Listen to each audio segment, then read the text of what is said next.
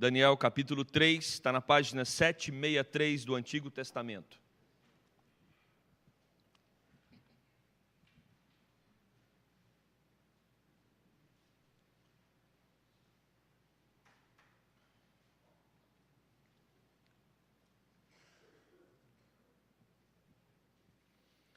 Assim diz a palavra do Senhor.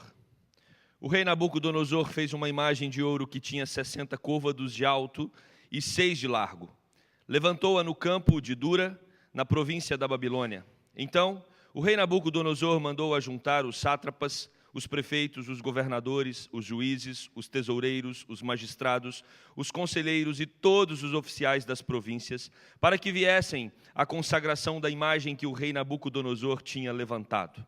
Então se ajuntaram os sátrapas, os prefeitos, os governadores, os juízes, os tesoureiros, os magistrados, os conselheiros e todos os oficiais das províncias para a consagração da imagem que o rei Nabucodonosor tinha levantado. E estavam em pé diante da imagem que Nabucodonosor tinha levantado. Nisto, o arauto apregoava em alta voz: ordena-se a vós outros, ó povos, nações e homens de todas as línguas, no momento em que ouvirdes o som da trombeta, do pífaro, da harpa, da cítara, do saltério, da gaita de foles e de toda sorte de música, vos prostrareis e adorareis a imagem de ouro que o rei Nabucodonosor levantou. Qualquer que se não prostrar e não adorar, será, no mesmo instante, lançado na fornalha de fogo ardente. Portanto, quando todos os povos ouviram o som da trombeta, do pífaro, da harpa, da cítara, do saltério e de toda sorte de música, se prostraram os povos, nações e homens de todas as línguas e adoraram a imagem de ouro que o rei Nabucodonosor tinha levantado. Ora, no mesmo instante chegaram alguns homens caldeus e acusaram os judeus. Disseram ao rei Nabucodonosor: ó rei, vive eternamente. Tu, ó rei, baixaste um decreto pelo qual todo homem que ouvisse o som da trombeta, do pífaro, da harpa, da cítara, do saltério, da gaita de foles e de toda sorte de música se prostraria e adoraria a imagem de ouro. E qualquer que não se prostrasse e não adorasse seria lançado na fornalha de fogo ardente. Há uns homens judeus que tu constituíste sobre os negócios da província da Babilônia, Sadraque, Mesaque e Abidnego. Estes homens, ó rei, não fizeram caso de ti. A teus deuses não servem, nem adoram a imagem de ouro que levantaste. Então Nabucodonosor, irado e furioso, mandou chamar Sadraque, Mesaque e Abidnego e trouxeram a estes homens perante o rei. Falou Nabucodonosor e lhes disse: é verdade, ó Sadraque, Mesaque e Abidnego, que vós não servis a meus deuses, nem adorais a imagem de ouro que levantei?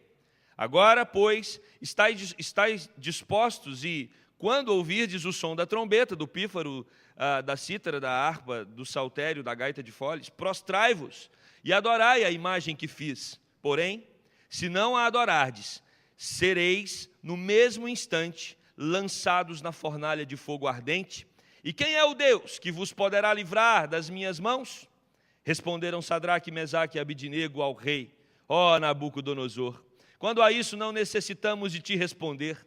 Se o nosso Deus, a quem servimos, quer livrar-nos, ele nos livrará da fornalha de fogo ardente das tuas mãos, ó rei. Se não, fica sabendo, ó rei, que não serviremos a teus deuses, nem adoraremos a imagem de ouro que levantaste. Então Nabucodonosor se encheu de fúria e, transtornado o aspecto do seu rosto, contra Sadraque, Mesaque e Abidnego, ordenou que se acendesse a fornalha 7 vezes mais do que se costumava. Ordenou aos homens mais poderosos que estavam no seu exército que atassem a mão de Sadraque, Mesaque e Abidnego e os lançassem na fornalha de fogo ardente. Então estes homens foram atados com seus mantos, suas túnicas e chapéus e suas outras roupas e foram lançados na fornalha sobremaneira acesa. Porque a palavra do rei era urgente e a fornalha estava sobremaneira acesa. As chamas do fogo mataram os homens que lançaram de cima para dentro a Sadraque, Mesaque e Abidnego. Esses 3 homens, Sadraque, Mesaque e Abidnego, caíram atados dentro da fornalha sobremaneira acesa. Então o rei Nabucodonosor se espantou e se levantou depressa e disse aos seus conselheiros: não lançamos nós 3 homens atados dentro do fogo? Responderam ao rei: é verdade, ó rei. Tornou ele e disse: eu, porém, vejo 4 homens soltos que andam passeando dentro do fogo, sem nenhum dano, e o aspecto do quarto é semelhante a um filho dos deuses.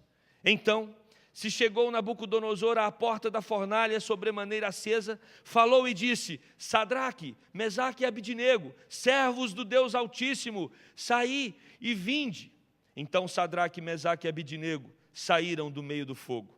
Ajuntaram-se os sátrapas, os prefeitos, os governadores e os conselheiros do rei, e viram que o fogo não teve poder algum sobre o corpo destes homens, nem foram chamuscados os cabelos da sua cabeça, nem os seus mantos se mudaram, nem cheiro de fogo passara sobre eles. Falou Nabucodonosor e disse: bendito seja o Deus de Sadraque, Mesaque e Abidnego, que enviou o seu anjo e livrou os seus servos, que confiaram nele, pois não quiseram cumprir a palavra do rei, preferindo entregar o seu corpo a servirem e adorarem a qualquer outro Deus, senão ao seu Deus. Portanto, faço um decreto, pelo qual todo povo, nação e língua, que disser blasfêmia contra o Deus de Sadraque, Mesaque e Abidnego, seja despedaçado, e as suas casas sejam feitas em monturo, porque não há outro Deus que possa livrar como este. Então o rei fez prosperar a Sadraque, Mesaque e Abidnego na província da Babilônia. Oremos. Querido Deus, estamos diante da Tua palavra. E somente o Teu Santo Espírito pode nos comunicar a verdade do Senhor aos nossos corações. Já a lemos e queremos que o Senhor aplique o Teu querer e a Tua vontade em nós. Que possamos tirar desta história verídica princípios, elementos importantes para a nossa caminhada hoje, no século 21. Oramos no nome de Jesus. Amém. Meus queridos, um dos aspectos que talvez mais domina a nossa vida, que nós temos que aprender a lidar quando vamos nos desenvolvendo como seres humanos, é a emoção. Uma criança recém-nascida, ela não tem nenhum controle das suas emoções. Ela simplesmente responde às suas necessidades. Se ela está com fome, ela vai chorar pedindo alimento. A sua emoção ela é automática, de acordo com aquilo que ela necessita. À medida que nós crescemos, nós somos adestrados a nos comportar em determinados ambientes e termos uma resposta emotiva a esses ambientes. E quando nós não conseguimos responder adequadamente na maturidade, isso pode gerar um constrangimento. E é interessante que nesse desenvolvimento nós temos uma fase chamada adolescência, onde dos 12 até os 17 anos, meninos e meninas precisam passar por um controle de emoção muito forte. Por exemplo, essa é a fase que eles apaixonam. E é muito poderosa a paixão da adolescência, né? Você, quando recorda aí lá da sua paixão na adolescência, daquele momento que você olhou para aquele menino e parecia que aquele menino tinha sido criado para você, né? Você olhou e falou: foi esse que Deus criou para mim. Ou aquela menina, você falou: não, foi essa que Deus separou para mim, eu tenho certeza, né? E quando você pega algumas músicas sertanejas, você vê a intensidade dessas emoções, né? Mas, meus amados, nós passamos da adolescência e a gente vai para as outras fases da vida e vamos aprendendo a lidar com esse sentimento. E depois a gente descobre que dentro da própria igreja precisamos também aprender a lidar com isso. A emoção na fé, a emoção na espiritualidade é um grande tema que a gente precisa discutir em algum momento, porque algumas pessoas expressam uma dosagem de emoção que nós olhamos e não sabemos o quanto aquilo está sendo temperado com a realidade. O que eu quero dizer com isso? Às vezes, no calor da emoção, no momento de uma música, quando estamos muito envolvidos, nós fazemos afirmações, quando cantamos, de coisas que talvez não teríamos condições de vivenciá-las na realidade. Por exemplo, nós cantamos a todo momento que Deus é a nossa força, que Deus é aquele que está conosco em todos os momentos, que nós daremos a vida por Ele, que Ele é soberano, Ele governa sobre tudo. Nós fazemos muitas afirmações, às vezes envolvidos por uma emoção intensa, que quando nós estamos diante da realidade, daquilo que cantamos, nós mostramos que o que cantamos não tem absolutamente nada a ver com aquilo que realmente estamos dispostos a fazer. Tem muita gente que vive uma fé emotiva. O que pulsa no indivíduo é simplesmente o calor da emoção. Eu não sei se eu já compartilhei com os irmãos uma vez, estava voltando, indo para Goiânia, num voo, acho que Rio mesmo, Goiânia. Sentou um rapaz muito interessante do lado, e com um tablet sem maletinha, né? Alguém com um tablet sem maletinha, você já vê que ou é alguém que está trabalhando ali, mas um jovem, no caso dele não era. E aí já abriu, já começou a olhar um monte de coisa, muito assim, hiperativo naquele momento. E aí começou a conversar comigo, e eu com ele, e aí ele perguntou o que eu fazia, eu disse que era pastor. Ele falou, não, eu sou espírita, a minha religião é essa e tal. Mas assim, minha família é toda católica, então eu tenho um envolvimento muito forte com o catolicismo. Eu tenho até um santo tal, que eu sou devoto dele e tal. Mas na verdade tem uma igreja lá em Goiânia, aquela igreja tal, eu amo o louvor dela, vou várias vezes por mês para ouvir o louvor, porque aquele louvor, ele me deixa muito bem. Às vezes nós queremos uma religião que nos satisfaça emocionalmente. Estamos diante de um texto que está falando sobre algo que vai muito além da emoção. A caminhada cristã, ela envolve a emoção, mas ela vai muito além. Nós estamos aqui num livro de Daniel, um livro belíssimo, por isso eu fiz questão de ler todo o capítulo. Quando você começa no capítulo 1, você vai ver que no terceiro ano do reinado de Joaquim, Nabucodonosor, rei da Babilônia, toma Jerusalém. Jerusalém é sitiada, e ali aquele homem leva todos os judeus de Jerusalém e da própria Judéia para serem escravos na Babilônia. Só que ele faz uma seleção, ele separa alguns que eram de boa aparência, eram bonitos, que eram jovens e que tinham uma inteligência acima da média, que eram pessoas competentes também para trabalharem no palácio. E dentre essas pessoas ele escolhe então Daniel, Beltesazar, Ananias, que depois se passa a chamar Sadraque, Misael, Mesaque, Azarias, que depois se torna também Abdinego. Os nomes são mudados. E no capítulo 1, versículo 17, nós vemos que aos 4 Deus deu sabedoria e conhecimento. E nós já tiramos uma lição aqui. Se você chegou aonde chegou, se você tem o que você tem, é porque Deus te deu sabedoria e conhecimento, Deus te deu todas as condições para você se desenvolver, quer seja profissionalmente, emocionalmente, familiarmente. Então, o texto vai dizer, Deus deu sabedoria para esses 4, mas para Daniel, Deus deu sabedoria de visões e de sonhos. E tem um determinado momento que Nabucodonosor tem um sonho, ele chama todos os sábios para interpretar o sonho dele, os magos daquela época, eles não conseguem interpretar, então ele resolve matar, porque era assim o rei. Ou você resolve meu problema, ou você não serve para nada, então se não serve tem que morrer. Ele resolve matar, e Daniel então se dispõe a revelar qual era o sonho que Nabucodonosor teve, e Daniel acerta a revelação, porque é Deus quem deu para ele essa capacidade de revelar sonhos.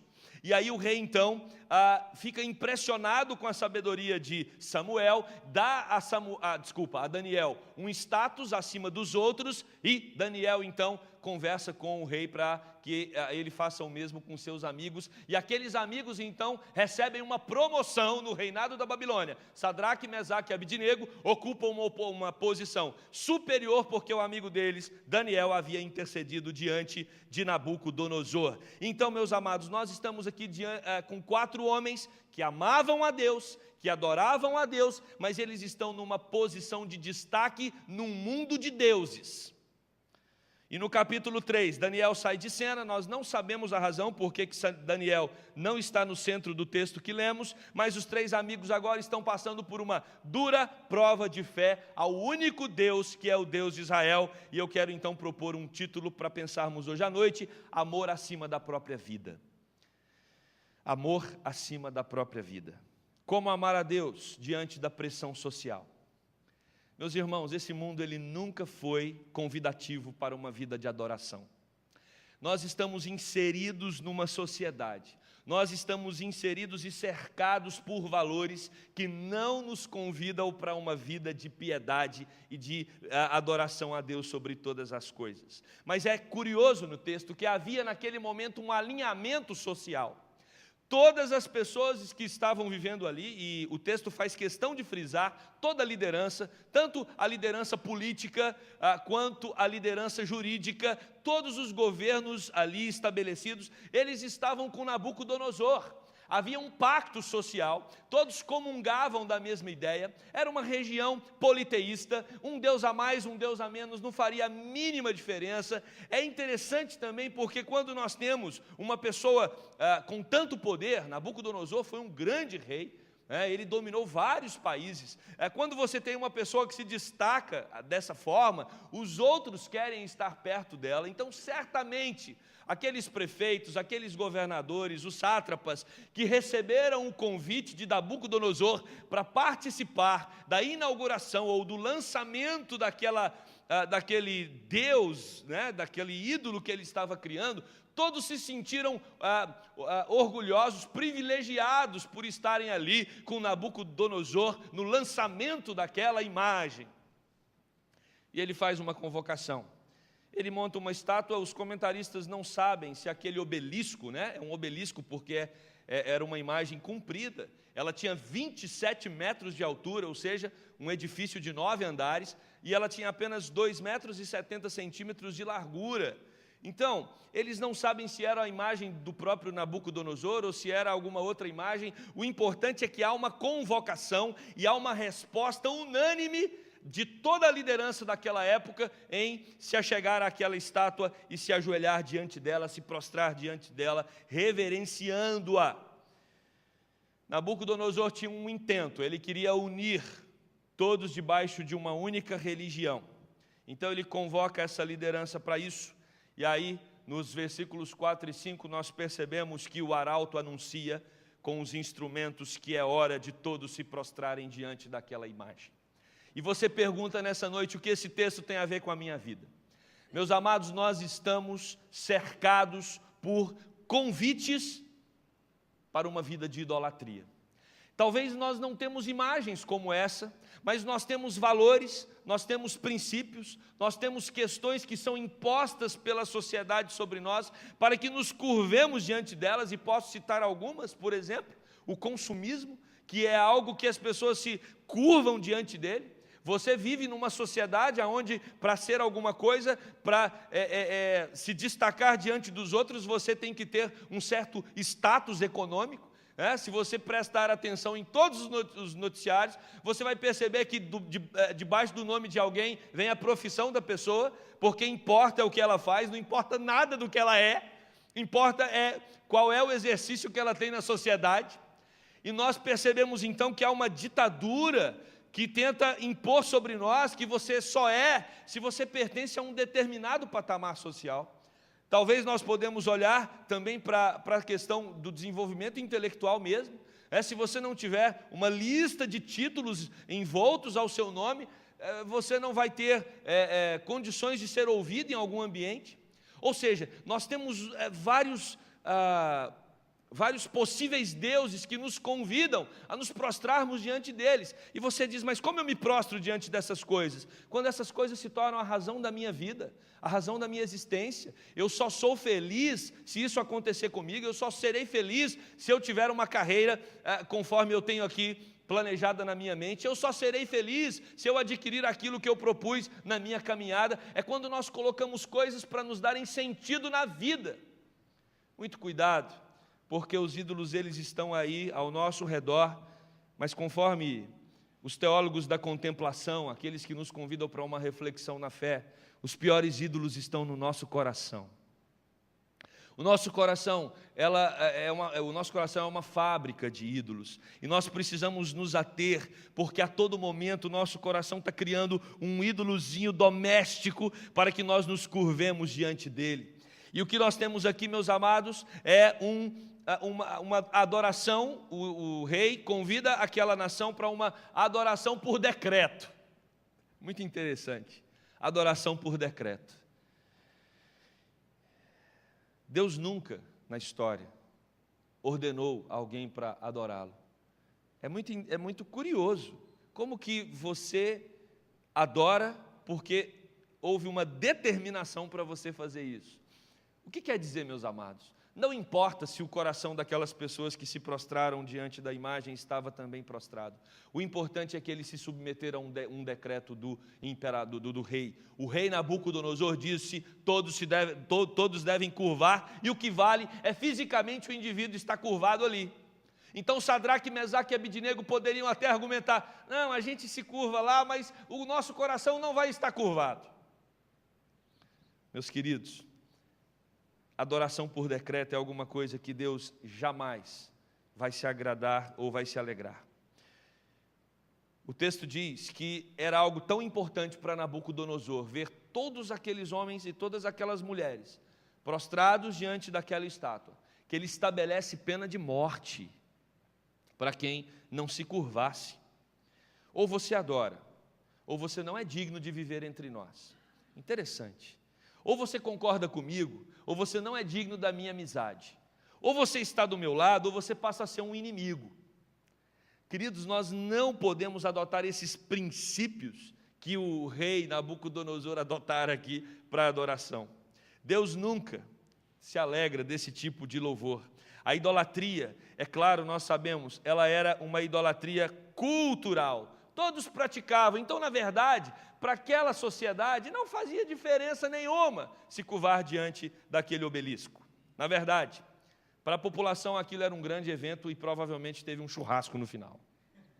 É uma grande festa e o importante é estar perto do rei e festejar com ele e saborear das delícias que ele tem para proporcionar para o povo daquela época. Automaticamente, versículo 7, começaram a ouvir e se prostraram.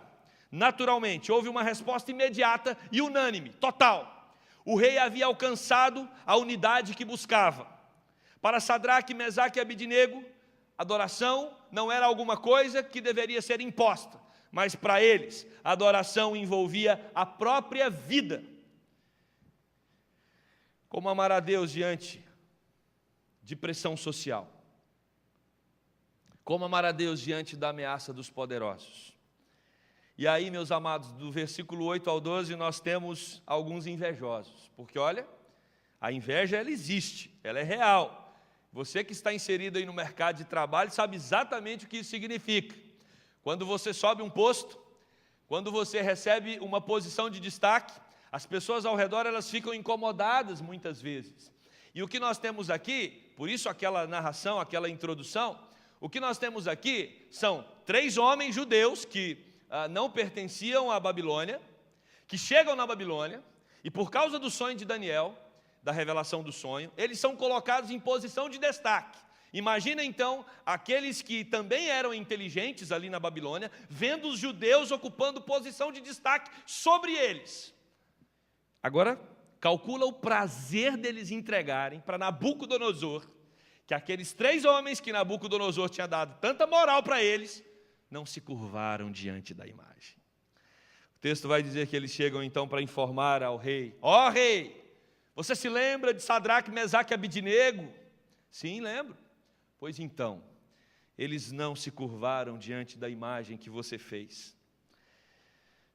O rei então manda chamar os 3 são colocados diante dele, e ele dá uma chance, porque é um rei bondoso. Ele dá uma chance, e ele lê novamente o acordo, e diz: vocês têm a oportunidade de se prostrarem agora.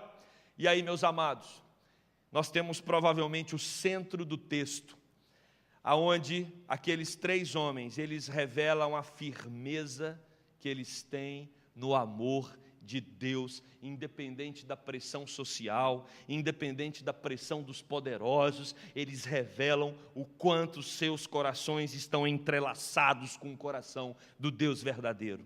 Do verso 16 ao 18, Sadraque, Mesaque e Abidnego afirmam que jamais se prostrariam diante daquela imagem. E é interessante, porque na primeira parte da argumentação, eles dizem: olha, se Deus quiser nos livrar dessa fornalha, Deus vai nos livrar. Ou seja, ele está dizendo que o Deus que ele crê é muito maior do que aquela estátua e muito maior do que qualquer outro Deus daquele reinado. Aquilo deixa Nabucodonosor transtornado, porque está dizendo para Nabucodonosor que Nabucodonosor pode jogá-los na fornalha, mas eles têm um Deus que é muito mais poderoso que o rei, que pode fazer com que eles saiam vivos da fornalha. Mas, meus amados, eles revelam o poder do Deus que eles creem nele, eles revelam quanto o Senhor é capaz de transformar qualquer realidade. E você que veio aqui nesta noite, guarde isso no seu coração, independente da situação que você esteja vivendo, Deus tem poder para transformar a sua realidade. E aqueles 3 homens, eles declaram isso em alto e bom som. Deus pode nos preservar a vida diante do seu poder, ó rei. Mas eles sabem que quem manda é Deus e não eles. Por isso eles dizem: tudo bem, rei, Deus pode nos livrar, mas vá que Deus não queira nos livrar. Vá que a gente tenha que morrer. Nós vamos morrer, ó rei, mas nós não nos curvaremos diante dessa estátua, desse obelisco. Mesmo que Deus não nos livre da fornalha, mesmo que nós percamos a nossa vida, eu quero deixar claro para você, ó rei, que o meu amor por Deus vai além da minha própria vida. E esse para mim é o centro do texto. Amar a Deus acima da própria vida. Aquilo que o apóstolo Paulo também entendeu ao longo da caminhada cristã, quando ele declara: a tua graça é melhor do que a própria vida. Quando nós nos deparamos com o amor de Deus, quando nós compreendemos a mensagem da cruz, quando nós temos os nossos olhos perplexos por causa da ação de Deus em nos salvar, isso é tão poderoso em nosso ser, que isso faz com que não somente as nossas emoções, mas também a nossa razão se volte diante desse Deus e se consagre a Ele e o ame até mesmo acima do amor a si mesmo. Esse é o amor que Deus quer de nós. O problema é que às vezes nós queremos que Deus não seja o Senhor, mas que Deus seja o servo. Talvez uma das idolatrias mais perigosas que nós corremos o risco de ter é a idolatria de nós mesmos. Existem hoje teologias que propagam isso. A figura de um Deus que vem para me servir. A figura de um Deus que está ao meu dispor para o meu bem-estar. Não.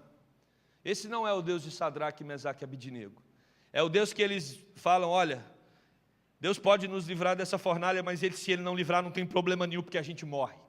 Por Ele a gente morre. Talvez Deus não livre você do problema que você está enfrentando, mas Ele está convidando para amá-lo acima do problema que você está enfrentando. Isso é fé. E é por essa fé que esses homens entregaram as suas vidas. E é por essa fé que os apóstolos também entregaram as suas vidas. O que nós aprendemos nesse texto é um amor independente das circunstâncias. Tem um cântico que diz isso, né? Não olhe as circunstâncias, não. Olhe o seu amor. Não me guio por vistas, alegre estou. Há um outro cântico que diz: cada vez que a minha fé é provada, tu me dás a chance de... E como a gente canta isso? Esses homens não foram chamados para cantar isso, mas eles foram chamados para viver isso. Uma fé que vai além da própria existência. Meus amados, o texto caminha para o final e o terceiro ponto que eu quero destacar é que nós devemos amar a Deus mesmo sob pressão social. Nós devemos amar a Deus mesmo sob pressão dos poderosos. Sabe por quê? Terceiro e último lugar, porque nós seremos recompensados por amar a Deus sobre todas as coisas. Você será abençoado se você amar a Deus sobre todas as coisas. Acredite nisso. E esse texto é uma prova evidente dessa verdade teológica. Todos aqueles que amam a Deus sobre todas as coisas são abençoados. Talvez você está olhando mais para a bênção do que para o Deus da bênção. Só que a bênção que você está olhando, ela é uma grande bênção na sua perspectiva. Olhe para Deus.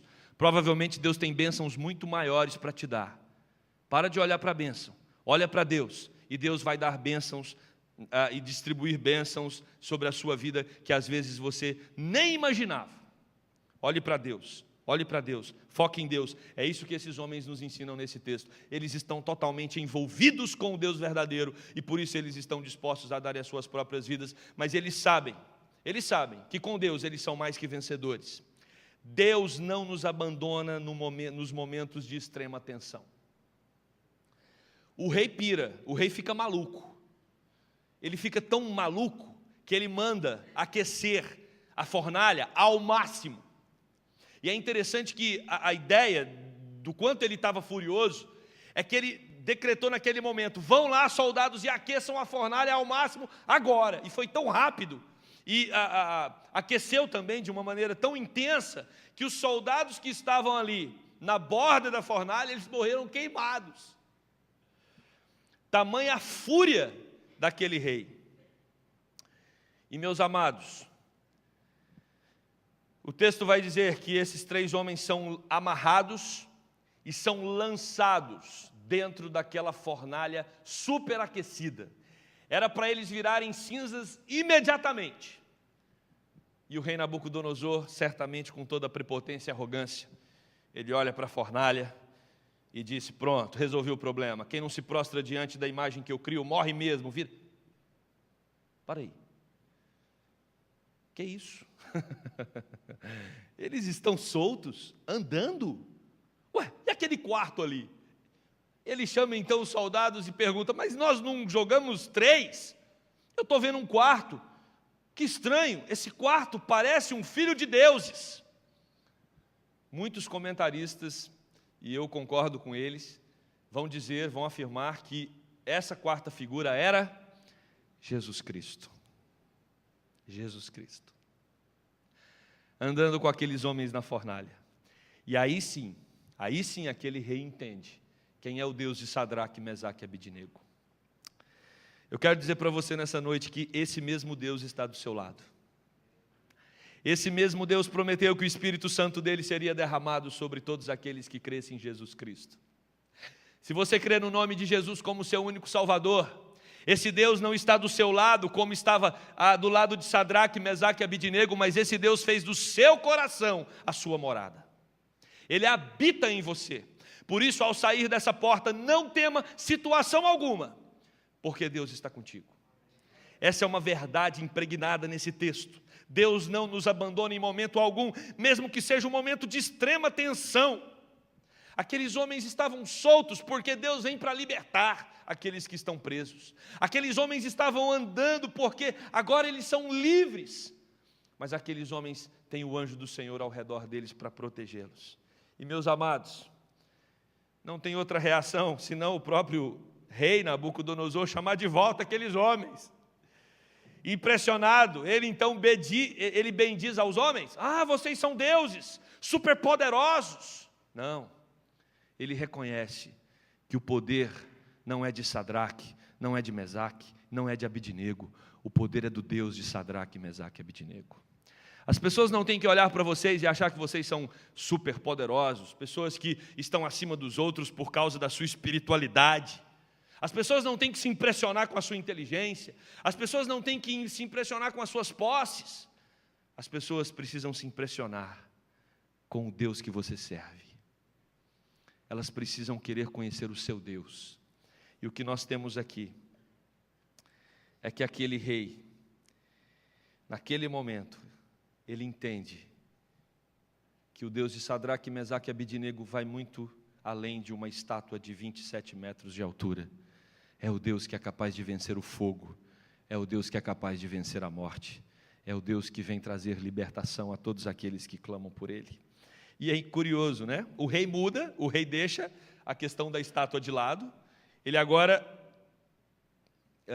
se volta para o Deus verdadeiro, mas ele continua com a sua tendência de ficar decretando as coisas. Ele fala agora: todo mundo está decretado a adorar esse Deus. Ele decreta, ele baixa um decreto para que todo mundo agora adore o Deus de Israel, o Deus de Sadraque, Mesaque e Abidnego. Deus não é adorado por decreto. Deus está atrás de adoradores que o adorem em espírito e em verdade, com coração voluntário. Deus olha para a sua alma, Deus olha para o seu interior e Deus quer que você o adore com alegria, independente do que está acontecendo ao redor. Ninguém te obriga a adorar. Você não é obrigado, você é livre para adorar. Somos livres para celebrar ao nome do nosso Deus. Eu quero concluir esse sermão. Blaise Pascal, um grande matemático, mas também um homem temente a Deus. Ele diz que a verdadeira espiritualidade, ela não é tomada apenas pela emoção. A verdadeira espiritualidade, ela precisa atingir a nossa emoção, ela precisa atingir a nossa razão, e ela precisa atingir a nossa vontade. Emoção, razão e vontade. Um verdadeiro adorador, Ele não é simplesmente alguém inclinado pela emoção do momento. Um verdadeiro adorador, ele não tem apenas uma decisão para adorar, a sua vontade de adorar. Não é apenas uma questão racional, mas é algo que envolve todo o seu ser. Todo o seu ser. Razão, emoção e vontade. Era assim que Sadraque, Mesaque e Abidnego adoravam a Deus. Eles estavam com seus corações completamente inclinados diante de Deus. E por isso, eles amavam a Deus acima da própria vida. E eu quero convidar você nessa noite para fazer uma reflexão. É verdade que você ama a Deus acima da sua própria existência? Deus é o seu maior objeto de amor. Quando você olha ao seu redor, família, valores que Deus te deu, tem algum deles que está ocupando um espaço que não deveria ocupar? Quando você olha para você mesmo, será que você não está ocupando um lugar que não é seu, mas que é do próprio Deus? Ame ao Senhor acima da sua própria existência. Devemos suportar a pressão, e só suportaremos pressões sociais, políticas, só suportaremos uma vida que agrada a Deus nesse século, se nós o amarmos de todo o nosso coração. Temos aí o consumismo, o egoísmo, o individualismo, o relativismo, a vaidade da estética, tanta coisa tentando nos atrair, nos chamar a atenção, desfocar os nossos olhos de Deus. Fique atento, fique atento, fique atento, porque Deus quer que nós tenhamos uma adoração como a de Sadraque, Mesaque e Abidnego. Devemos resistir aos decretos dos poderosos para a idolatria. Recompensa? Você vai ver o cuidado, o livramento e o sustento de Deus em todas as áreas da sua vida.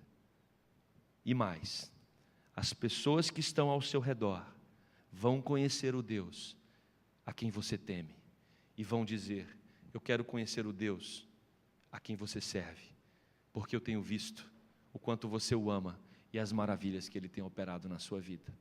Que a nossa vida, que a nossa caminhada aqui na terra seja marcada pela presença de Deus. E que o Senhor nos ajude a ter uma fé como essa de Sadraque, Mesaque e Abidnego. Amém? Vamos orar.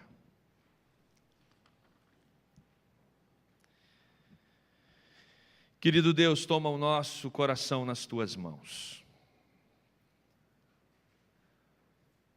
O Senhor nos conhece. O Senhor sabe quem somos. Podemos enganar quem está ao nosso redor. Podemos até enganar a nós mesmos, mas não temos qualquer condição de enganar ao Senhor.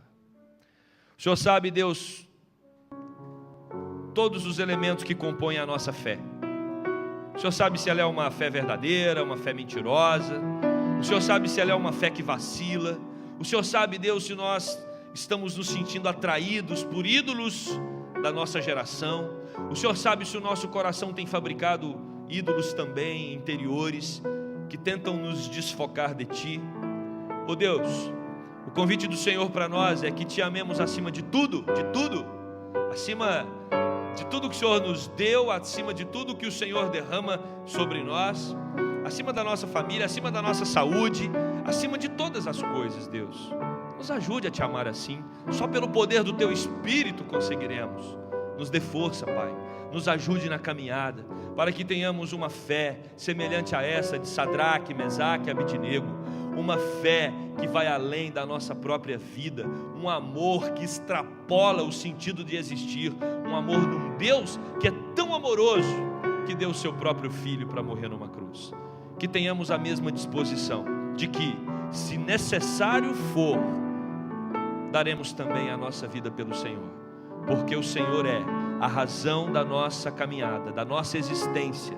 O Senhor é a razão do nosso ser, e a Ti seja a honra, a glória, o louvor, com toda a nossa emoção, com toda a nossa vontade, com toda a nossa razão, no nome de Jesus. Amém.